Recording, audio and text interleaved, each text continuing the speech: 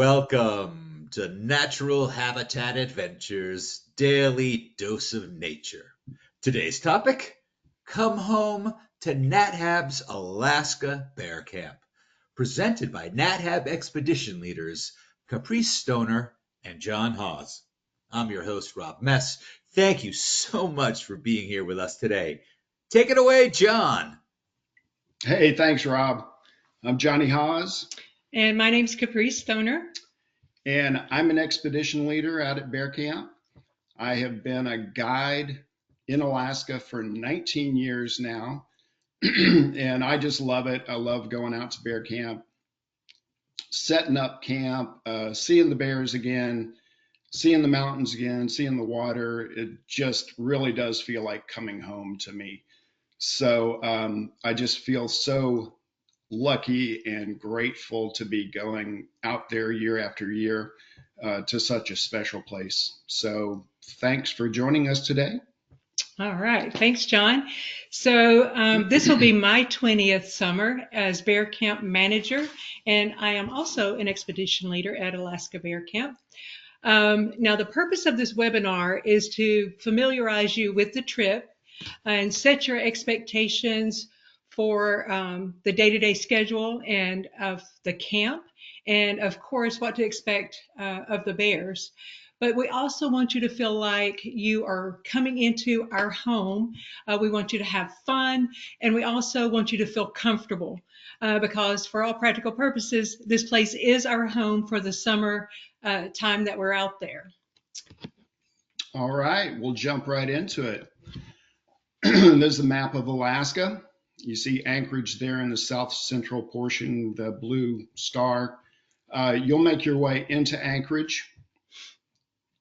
And at the Anchorage airport, you will meet one of our staff.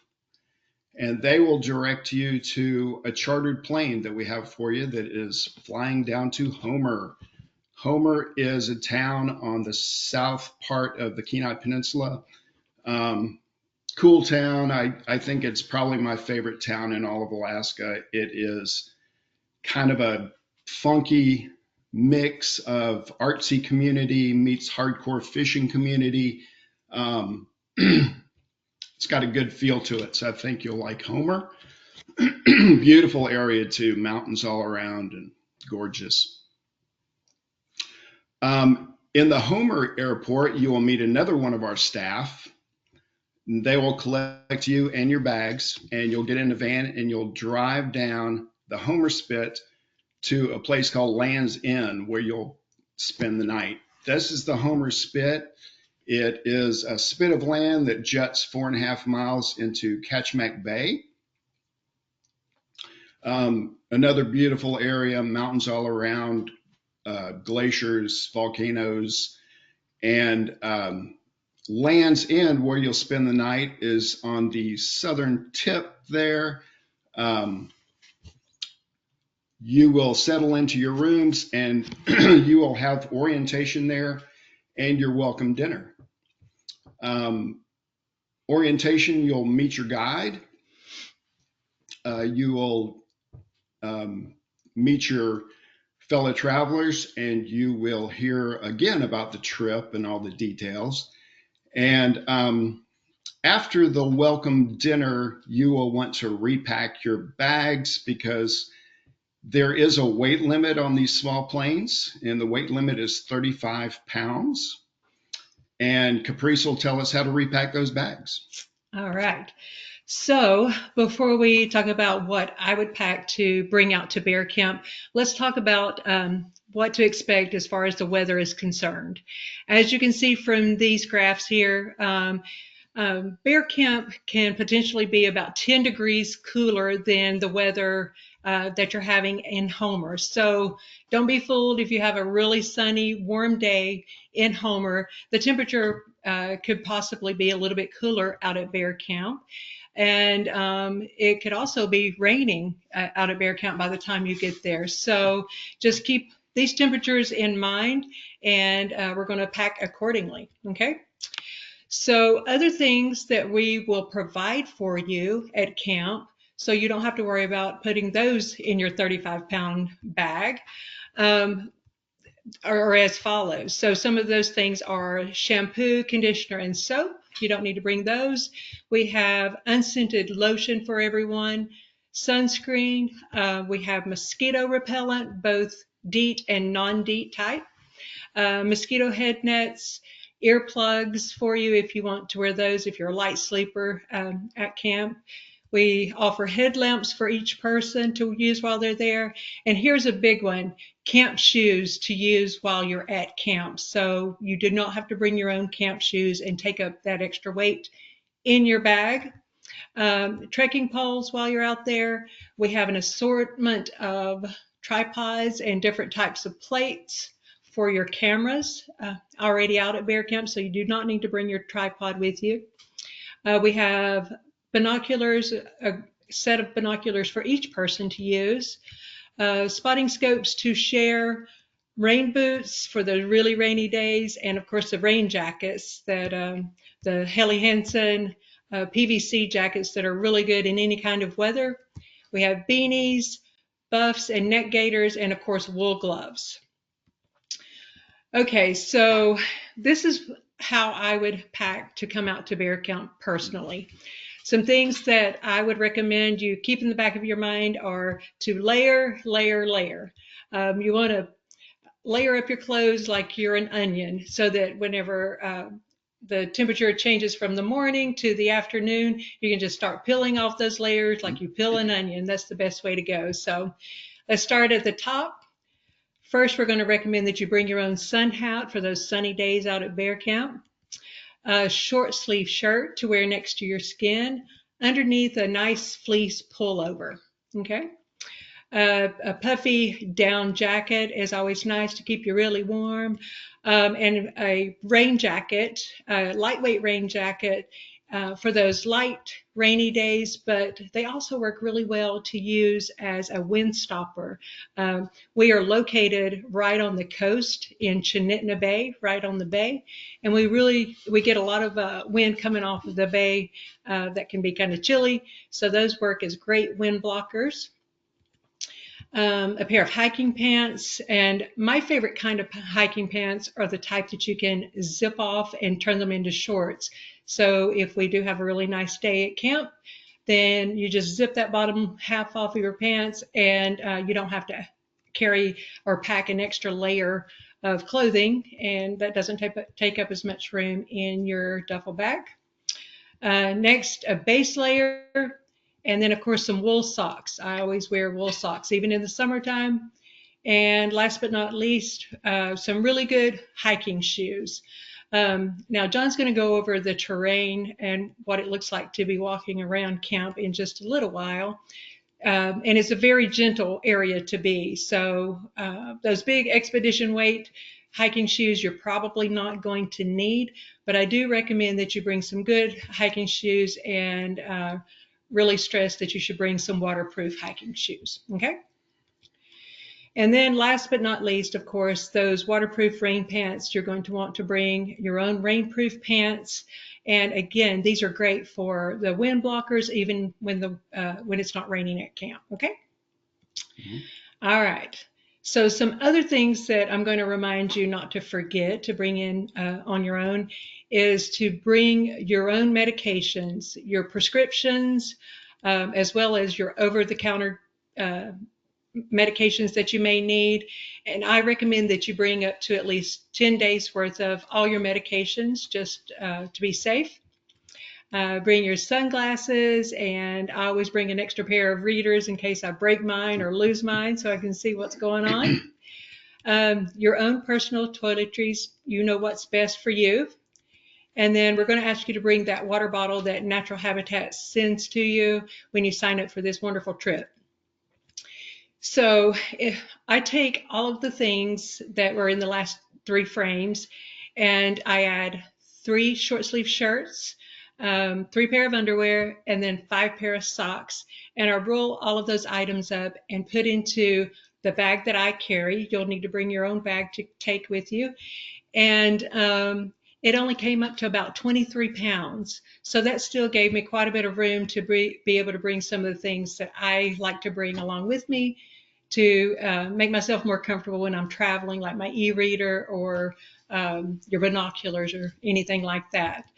So I also want to mention that when you repack your small bag, if you do have another bag that you want to leave in Homer, our staff will take that bag and put it under lock and key and secure it for you until you return back from bear camp.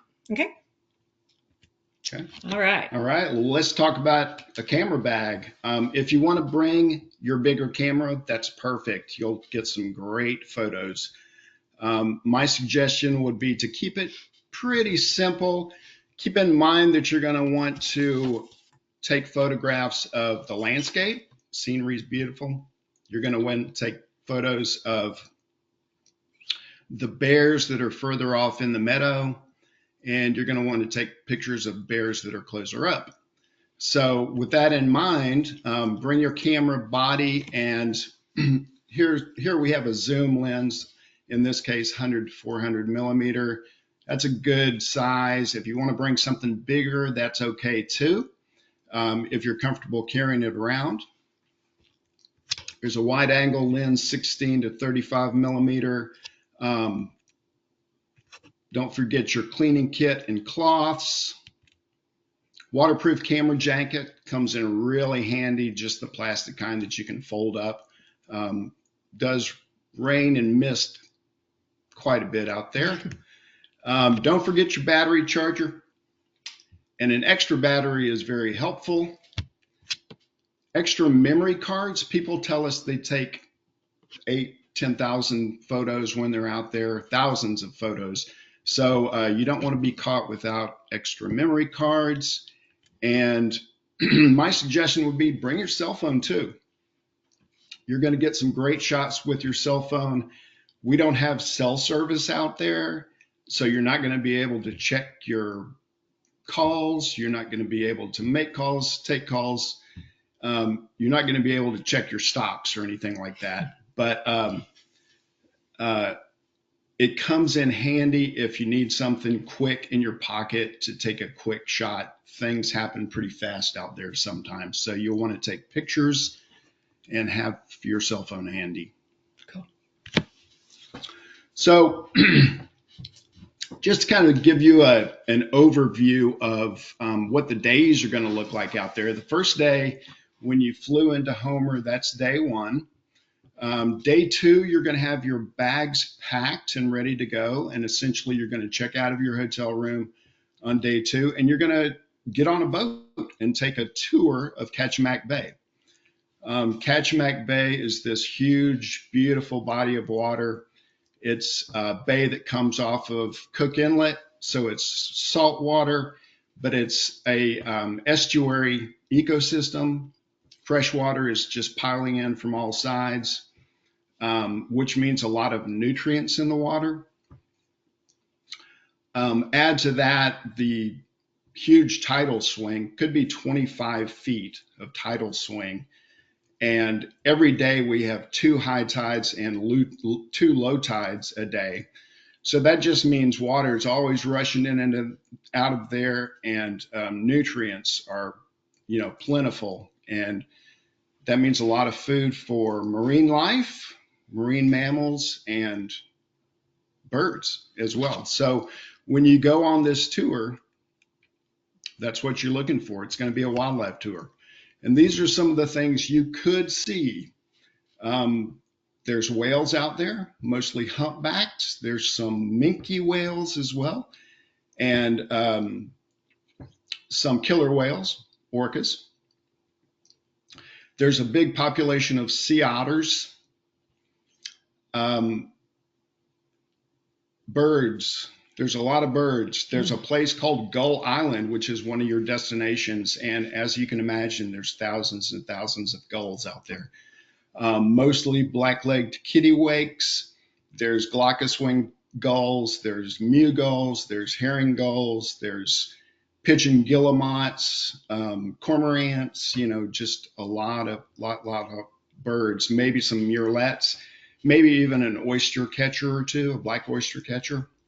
The star of the bird show, I think, are the puffin. We have two types of puffin out there, the horned puffin and the tufted puffin, and those guys are always great fun to see.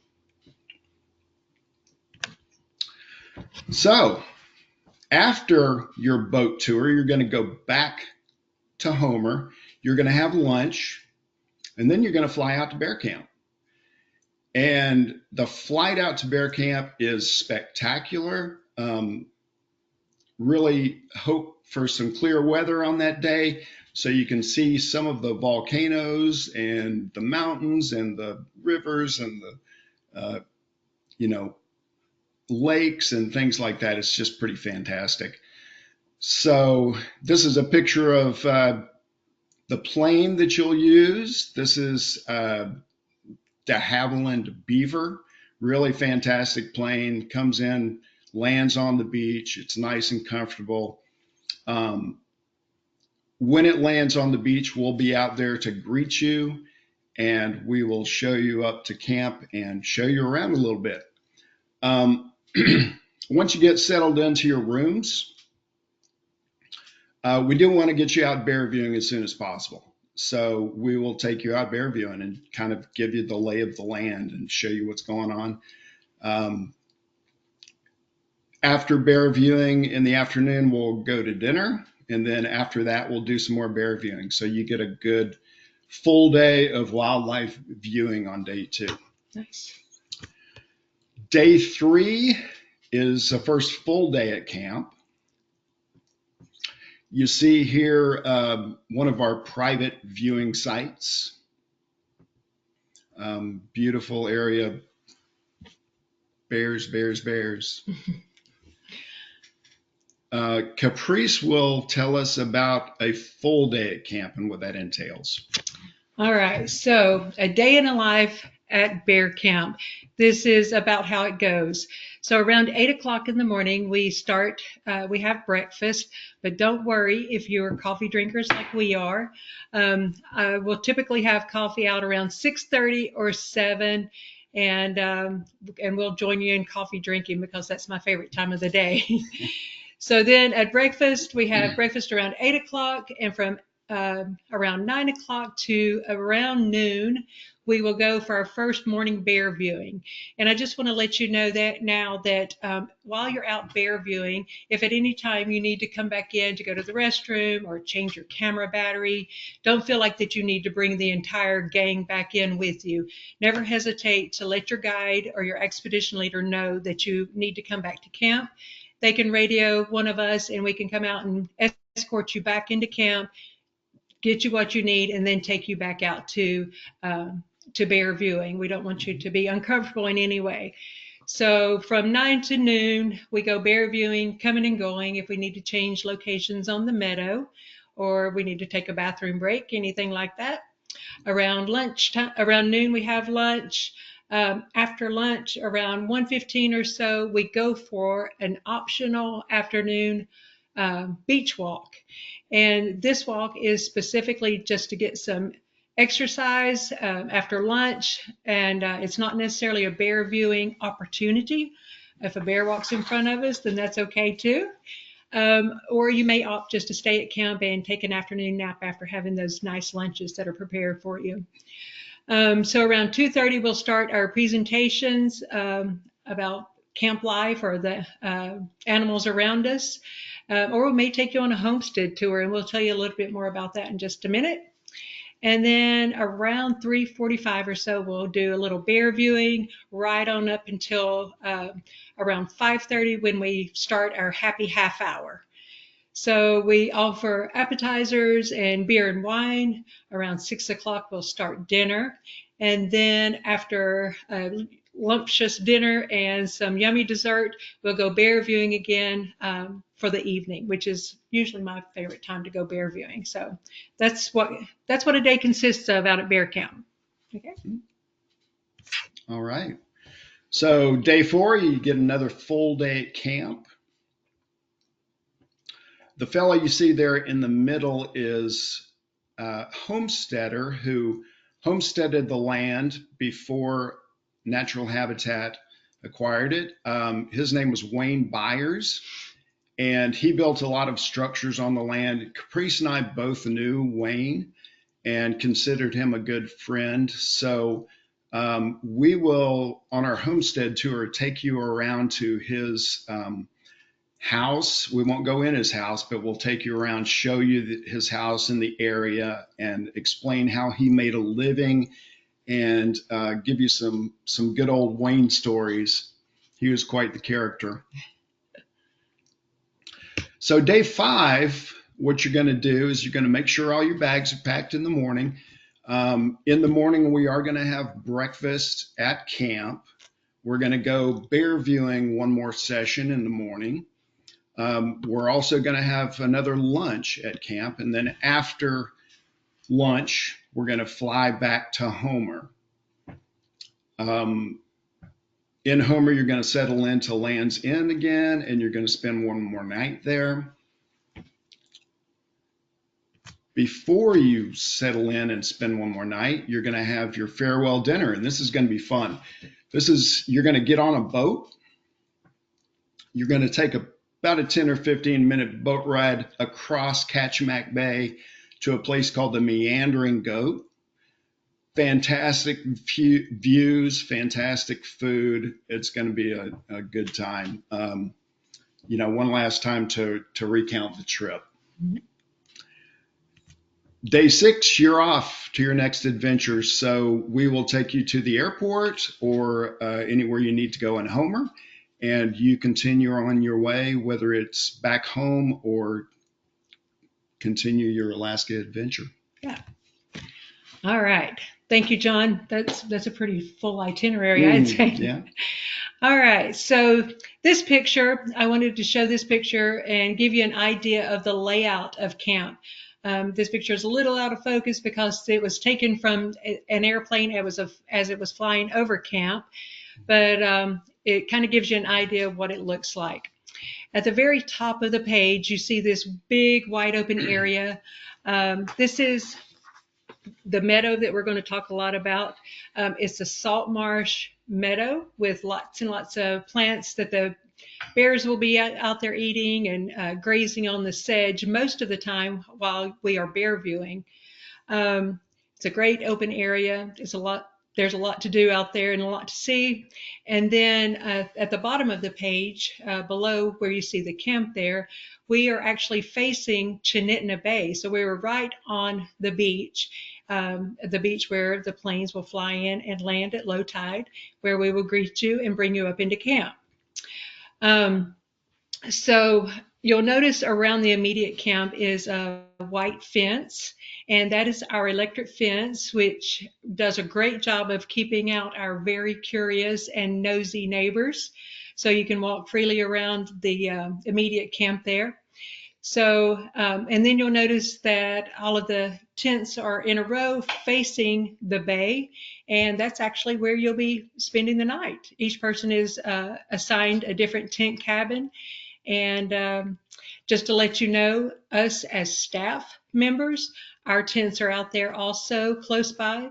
And so we'll be near if you need anything during the night. And there's always a staff member on call each night. Just wanted to let you know that we are close by. The big tent in the center of the V there, that is our dining tent. And of course, that's where we have all of our meals. Everything that you eat for the entire time that you're at camp needs to be consumed inside the dining tent. So we don't leave crumbs outside for any critters to follow you home. But it's also where we'll have meetings and presentations, and it's just a wonderful space to be. So here is one of the tent cabins a little closer up, and these are how they're arranged. And as I mentioned before, you can see that they are all facing that beautiful Chinitna Bay, and this gives you an idea of the location compared to the bay. And also that beautiful gazebo that's out front there. All of these tents all have just a beautiful view. They all have basically the same view, so it's a nice little camp there. These are the gazebos, and these gazebos have turned into such a great a space for us to hang out when we're not bear viewing. In the morning before breakfast, you're welcome to bring your coffee out to the gazebos, and we'll light the fireplace for you. And at happy 30 minutes or happy half hour in the evening, you're welcome to bring a glass of wine out here. And to be honest with you, some of our best viewing happens from right here inside camp. That bay out there is very tidal, and at low tide, you can see the bears out there just in front of camp digging for clams, and you never even have to leave the camp. You can enjoy it on that comfortable couch there and watch the bears move around. What makes it really special about the area is we have that meadow behind our camp where they're grazing most of the day, and as they move out to the mud flats to clam, they sometimes come right by camp, so you can just sit there and watch them move around. The past couple of years, we have put up some clear vinyl sides on these gazebos, and we let them and roll them down when the weather has become inclement to protect you, and you can still see the action unfold and stay nice and toasty and nice and warm. So that's a great place to be. Go back one. All right, so this is the inside of each of our tent cabins. As you can see, there are 2 twin beds in each cabin. These beds have really comfortable mattresses, and they also have really cozy, warm comforters and blankets on them. You can see that we provide mosquito netting for the beds. As I mentioned before, we do catch a breeze off of the bay, and mosquitoes are not necessarily a big problem for us like they might be in the interior. But if you would feel more comfortable with a mosquito net around you while you're sleeping, then they're provided for you. We also have these battery-operated rechargeable lanterns in each tent, and we also provide headlamps for each person while they're at camp. All right, so this is the reverse angle of each tent. There are little wardrobes in the back so you can unpack your bag and make it more accessible to you, the things you have in there. There are camp shoes back there. According to the size that we have on file for you, we put them in the room for you. There is a heater in each room. Keep you nice and toasty. You can run it the entire time you're in your room. And also what is in the back of these tents is what we call our ensuite toilet area. In each room, there is a toilet for each person to use, as well as a hand washing station. So you're welcome to use those the entire time you are at camp. So in the big dining room that I mentioned was in the middle of camp, there is this charging station. So you can bring it into the dining tent, charge your cell phone or charge your batteries for your camera. And as you can see, there are plenty of spaces for everyone to charge their devices, plenty of places to go around. Plenty. Yeah. The dining room is also where we do our presentations, and it's where we meet up to share all of our meals together. A couple of years ago, we put in this sliding glass door so that you can just admire this beautiful view while you enjoy your meals together. Okay. All right. And speaking of meals, let's talk about food. All right. So Chef Chris now is with us again this season, and he does an amazing job with his creations to share with us at camp every year. He has his team does such a wonderful job. Chris uses locally sourced food whenever possible. So we cut down that carbon footprint as much as possible, and we bring revenue into the local communities. He is a master at making delicious meals to tempt you while you're at camp. And actually, it's very important to Chris that you enjoy each and every one of your meals. So that reminds me just now to make sure to update your pre-trip paperwork. Make sure it's up to date so that Chris can be prepared if you have any special dietary needs. Okay? All right. All right. Well, let's get down to the nitty gritty. All right. The thing that makes Natural Habitat Alaska Bear Camp so special is that when you come out to view these magnificent coastal brown bears, you are fully immersed into the lives of these bears, and you watch them going about their lives and doing their thing almost as if you weren't there. They know that we're there. Mm-hmm. They can smell us for sure. They can hear us and they can see us, but they really don't pay much attention to us. They're used to seeing us in the same spots, and they know that we're going to be no threat. So it's you know, you can see their moods, you can see their personalities. Mm-hmm. You'll feel a real connection with these bears. You get invested in their lives. And I've often found myself kind of rooting for certain bears, you know, in certain situations. Like I really want a bear to catch a fish, for instance, or I really want this little bear to get away from this big male bear or something like that. And you might find yourself doing the same thing. And you might find a couple of favorite bears out there when you're out there. A couple of things that make us very successful that we've done throughout the years is, first of all, we take safety very seriously, but we have some of the best guides around, and they will kind of coach you as you bear view. And a really good thing to do is take cues from your guide.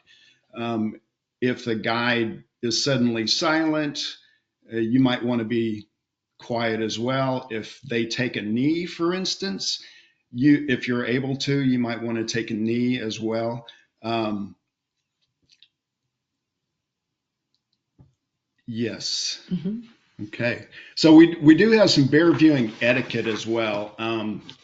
You know, some of the things we tend to do, we don't make too much noise when we're close to a bear, and that's not to frighten the bear in any way. It's more just to not chase him off of us.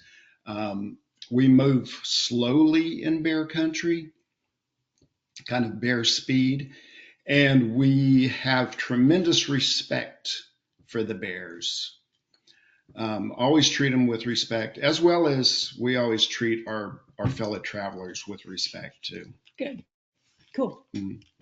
All right, so I want to try to give you an idea of the area that we're going to be bear viewing. And I took this map off of the Lake Clark National Park website. It's available for you there as well.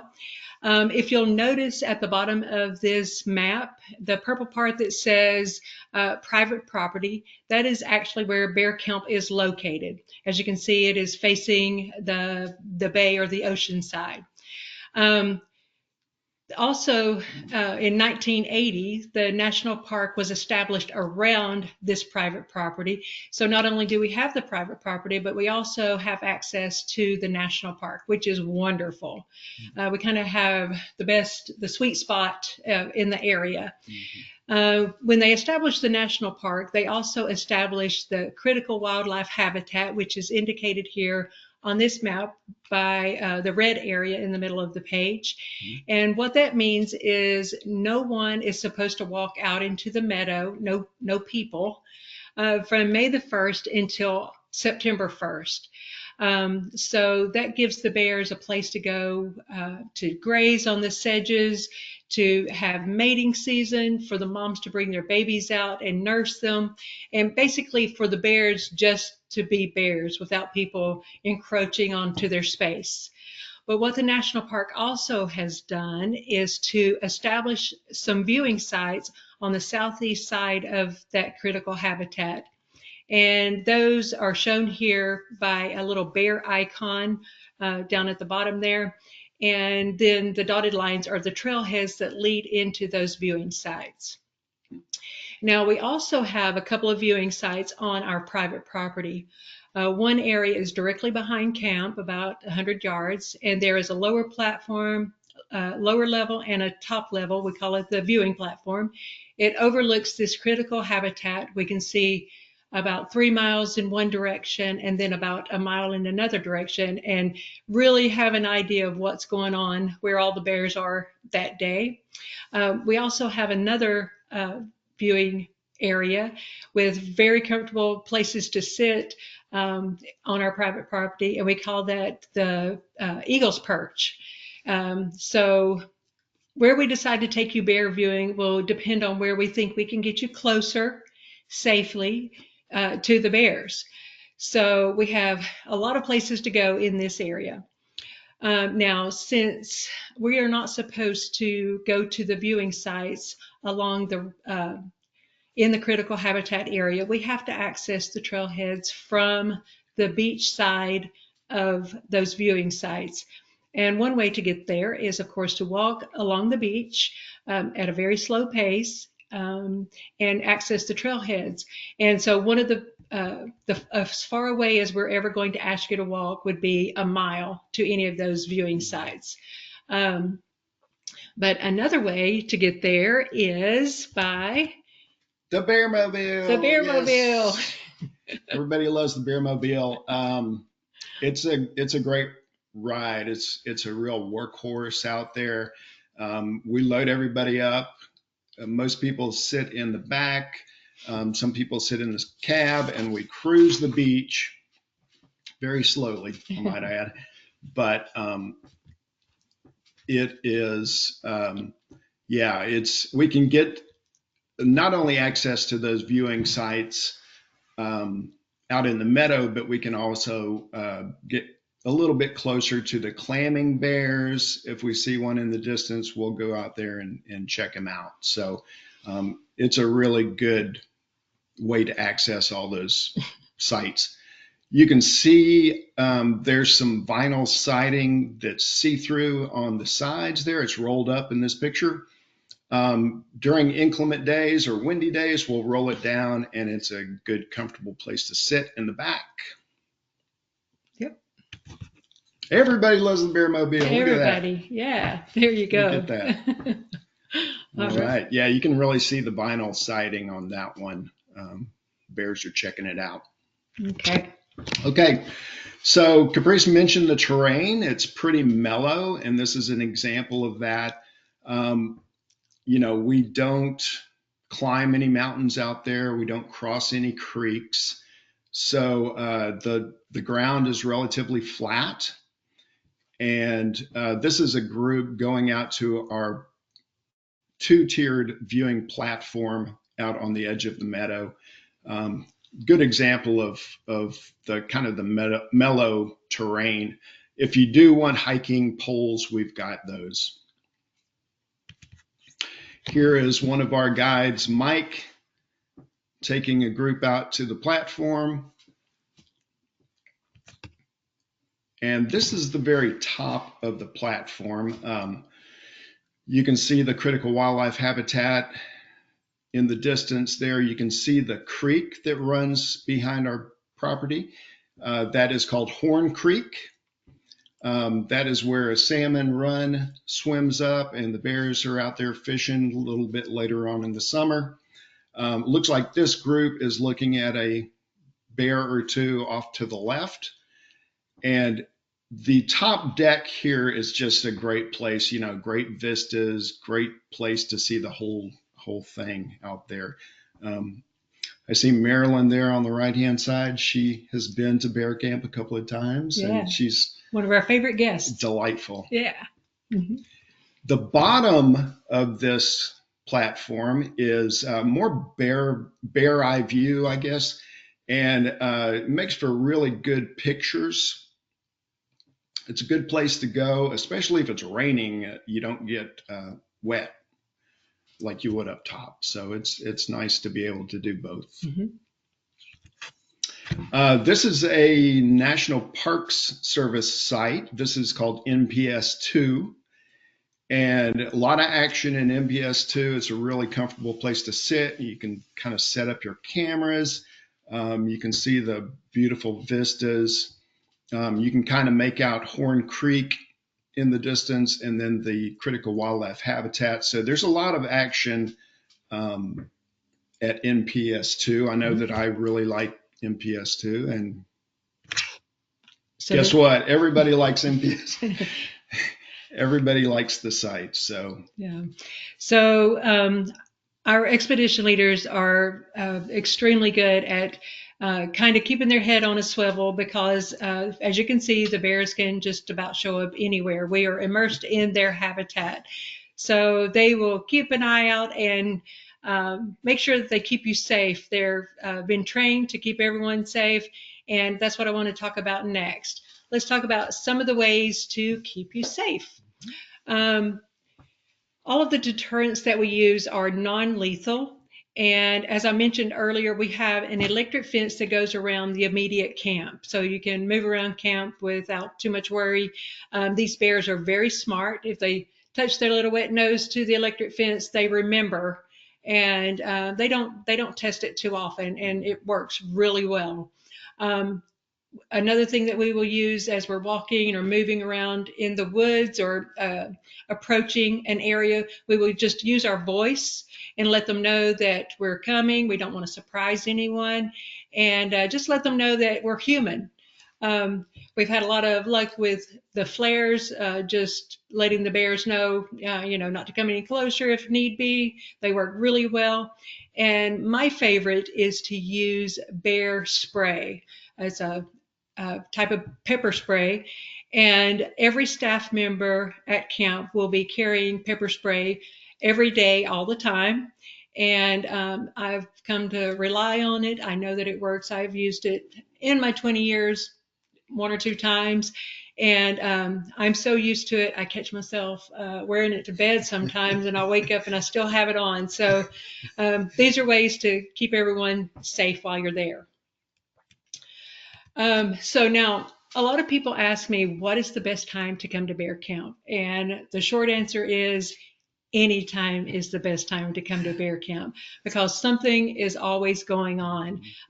There's always something exciting every time of the year. So as we first get out to bear camp back into Chinitna Bay in the early season, as we're setting up, the bears are starting to come out onto the meadow and starting to graze and move around after they come out of hibernation. They're starting to get their systems going by eating the sedges and hopefully catching some protein from the clams until the fish run. But as the guests start showing up the 1st of June, then this is what I consider it to be mating season early on. Mating season typically runs from, let's say, June the 1st until about July the 15th is the latest I've ever seen mating going on in Chinitna Bay, which is kind of late. But it's really interesting. There's always some drama going on, a big soap opera, as the mating males will chase the females around the meadow. The females that are in estrus, it's a behavior called consorting, and it's really exciting. And like I say, it's a fun time. Other things that you might see during this time are females with 1 or 2 year old cubs. Now, these males that are mating are pretty aggressive during this time of the year. So these moms are very careful to keep their young bears away from these big males. So as mating season starts to dwindle down, then we might start seeing some other bears come out. And as mating dwindles down, we start to see cubs of the year. So towards the middle of July or later on, we'll start to see a little speck of brown way back in the back of the meadow because these moms are very cautious. They don't want to bring these babies around the big males or anybody to give them a hard time. So if we do our job each day to go to the same places and go to the same places to bear view and have the same behavior, then these bears will start to learn to trust us, and we will let the moms bring the babies to us. Nothing is more complimentary than to have a female bring her cubs of the year to us and bring them right next to us and just sit down and nurse them. It's a precious moment. You can hear the babies nursing, and when they're nursing, they tend to purr. And that's just the greatest thing in the world to hear them when they do that. And it doesn't just happen. It is weeks of us doing our job and being very patient and letting them come to us.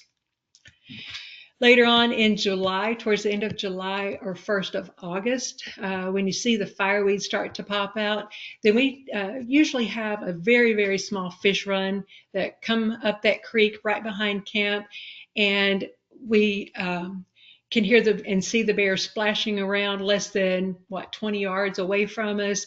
As John was saying, it's funny to watch them fish because some bears are not the greatest fishermen as other bears, and you really root for that bear to catch that fish, and you just want to cheer when they actually get one. So late in July, we may have a small fish run, and then also in the middle of August, we tend to have a pretty good fish run too. So that's what you can expect as far as the season of the bears there. All right, other things that you could potentially see at camp is, of course, the bald eagle. For the past 12 years or so, we've had a mating pair of eagles that live really close to camp. They have a huge nest over by one of our viewing sites. Thus, the reason we call it the Eagle's Perch. It's over there close to the viewing site. It's just great to hear that really iconic sound of their call in the mornings when you're getting ready to go have coffee. And of course, no matter how many times I see them, I just think they're just majestic animals to watch them fly around. Other animals or other birds that you might see are some swallows, as well as sparrows flying around, a few raptors, depending on what time of the season it is. And of course, we always have the shorebirds. All right. In the past few years, we have had a family of foxes that live at the homestead. We hope to have them again this year. They're probably all grown up, maybe. But these are some things that we have actually seen at camp, and it's fun to watch them come and visit us in the morning at breakfast time and just try to figure out what's going to happen that day. So there's the potential to see foxes. These are red foxes. Yeah. All right. All right, John. Well, yeah. All right. I think that's about it. So I think that's about it. We're going to send it back to you, Rob, and we're ready for any questions you might have. All right, thank you, guys. Now, before we dive into the question and answer session, I would like to remind everybody that you can submit your questions via the question field in your control panel. Just go to those 3 lines in the upper right corner. You can click on that, go to the question field, and submit your questions. All right, let's grab some questions while we can. So, how many people are going to be in our group up at Bear Camp? So Natural Habitat has cut off their very small groups, and the most that you will have in your group is 14 people at a time. This is the amount that is allowed at any of the viewing sites, including 15 people, including your guide. We like to keep it small. It's most advantageous to bear viewing and to each person in the group. Gotcha, thank you. So we've got a lot of questions about the 35-pound luggage limit. Can you help clarify that? Does that include your camera bag? What does that include? Okay, so that does include your camera bag. Some of the photo trips are going to be a little bit different, and you should probably reach out to your adventure specialist to understand exactly what you're allowed on the photo trips. But those are set by the charter service, and the 35 pounds is probably the limit that they're going to allow you to bring everything onto the plane for safety's sake. Gotcha, thank you. Is there any particular size duffel bag you would recommend, or does NetHab have some of these uh, recommendations for us? Probably a 30 liter. Yeah, I'm not sure exactly what the liter would be, probably 30 or 45 liter maybe, but just kind of the, not the huge duffel bags, but the smaller ones. Um, Good size for 35 pounds. You can practice at home too. Gotcha. Thank you. What about scents? Should we not bring perfumes or even use unscented deodorant, perhaps?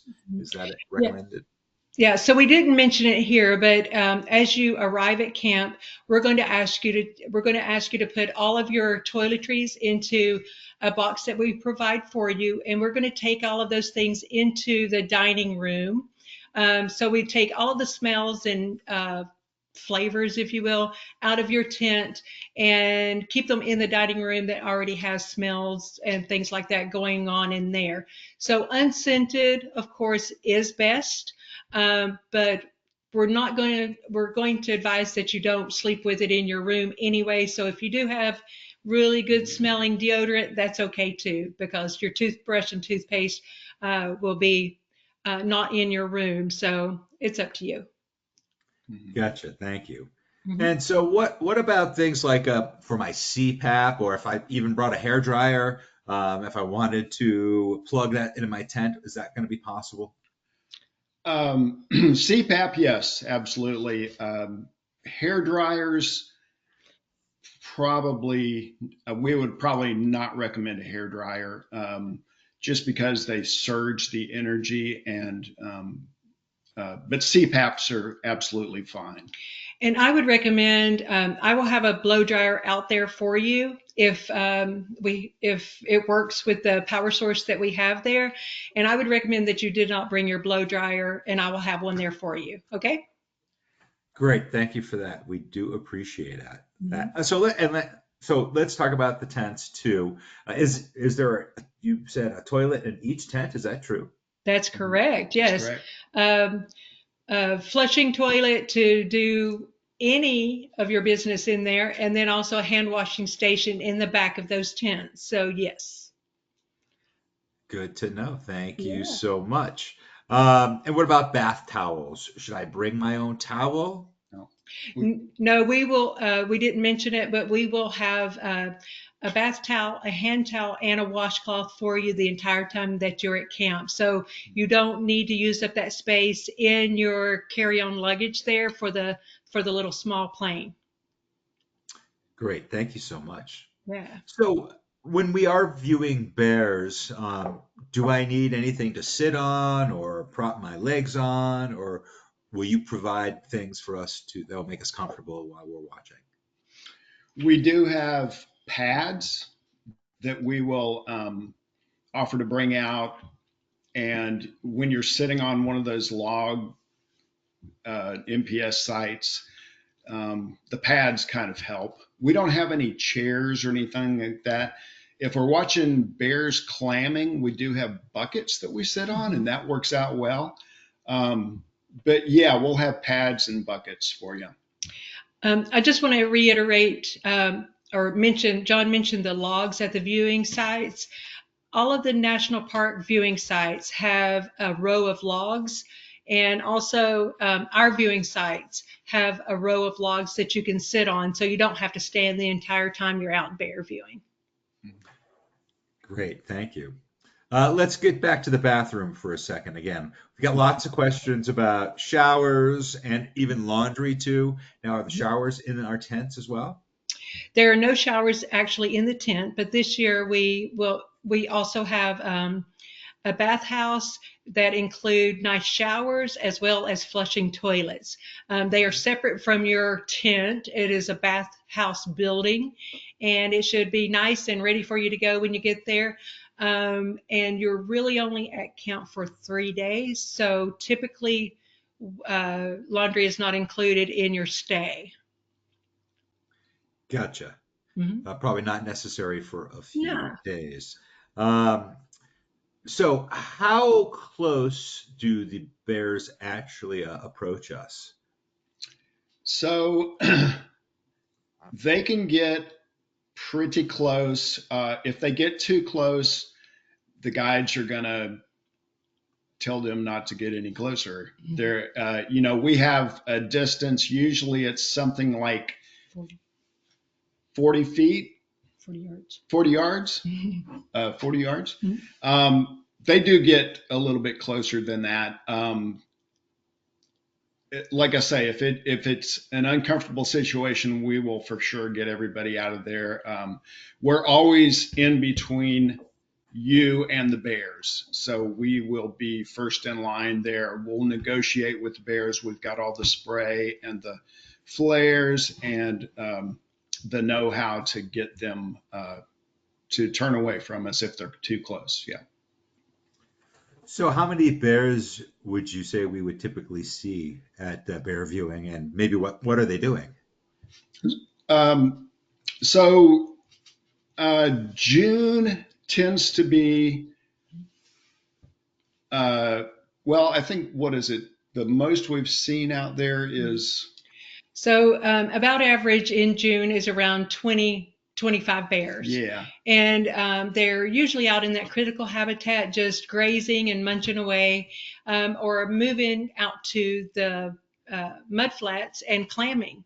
So in about a 5.5 mile area, anywhere from 15 to 25 bears at any given time. Yeah. Yeah. Different bears. Yeah.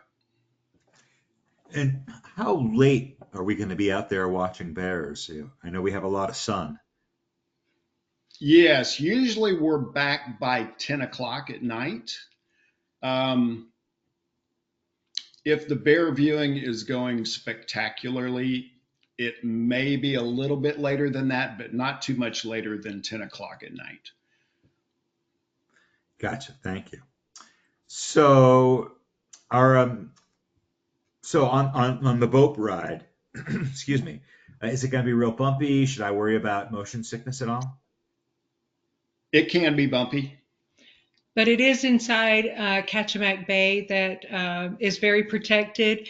And your expedition leader the night before will give you an idea of what the weather's going to be like, how you need to dress. We'll always let you know how we think you need to dress before we get on the boat or before we go out bear viewing, and also give you a heads up whether you need to take that seasick medicine ahead of time.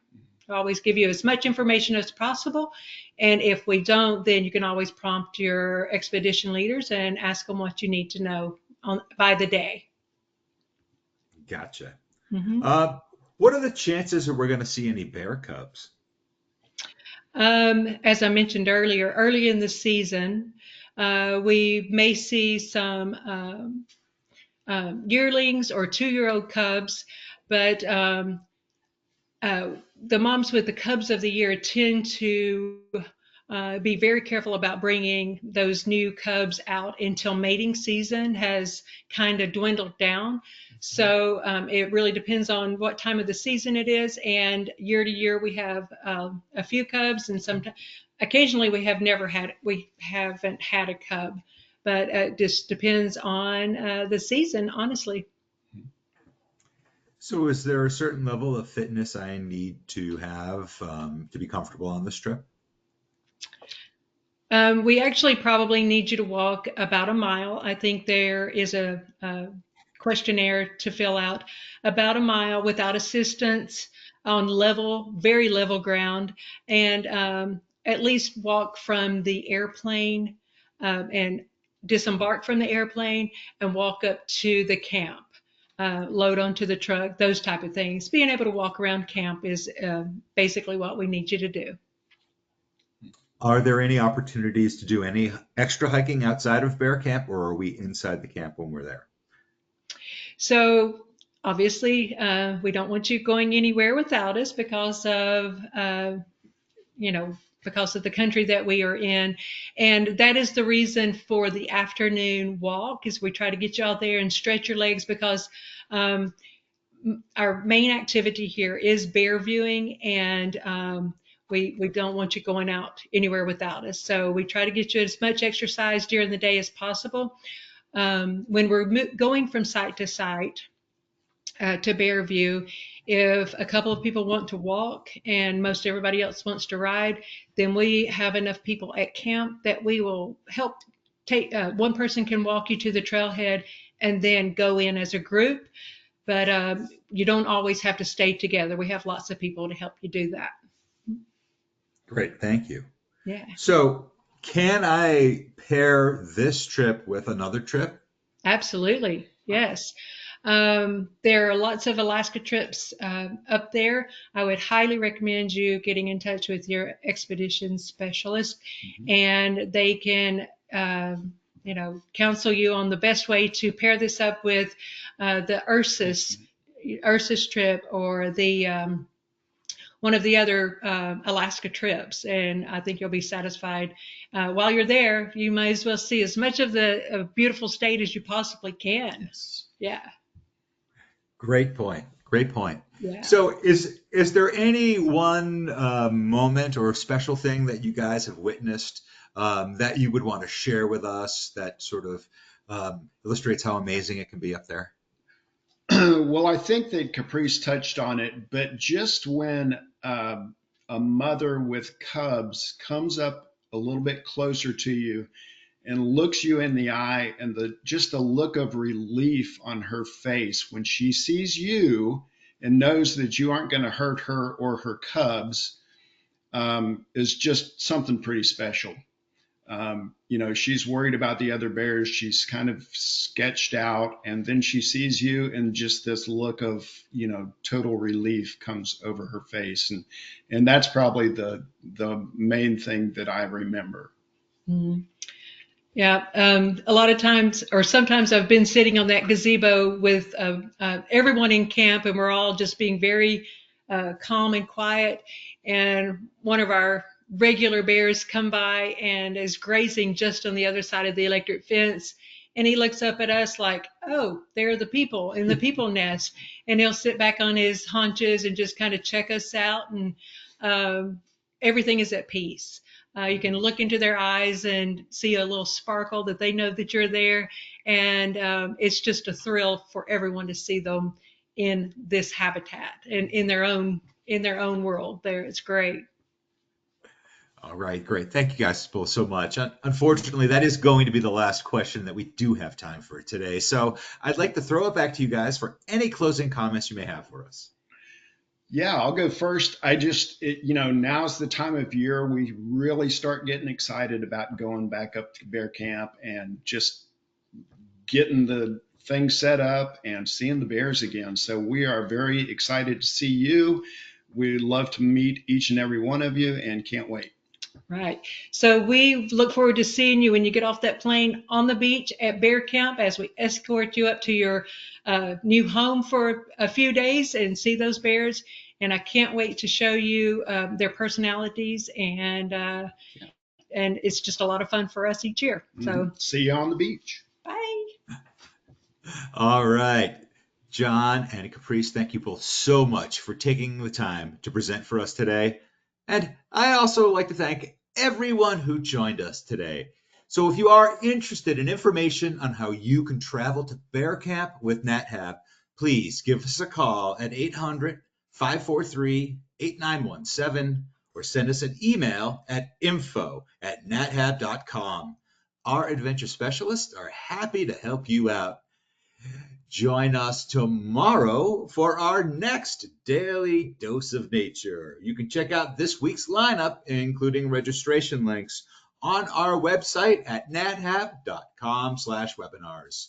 We did record today's presentation, and we will have the replay available on our website soon. With that, I will conclude the webinar. Goodbye, everybody. We'll see you next time.